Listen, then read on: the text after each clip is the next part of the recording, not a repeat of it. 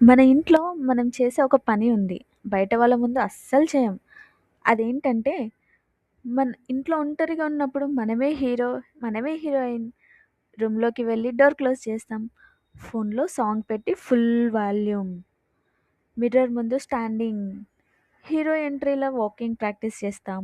కొన్నిసార్లు డైలాగ్ కూడా చెప్తాం. నన్ను ఎవరు అర్థం చేసుకోరు. అంతలో బయట నుంచి అమ్మ, "ఏం చేస్తున్నావు?"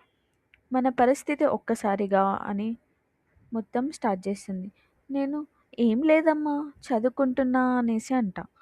"డోర్ ఎందుకు లాక్ చేశావు?"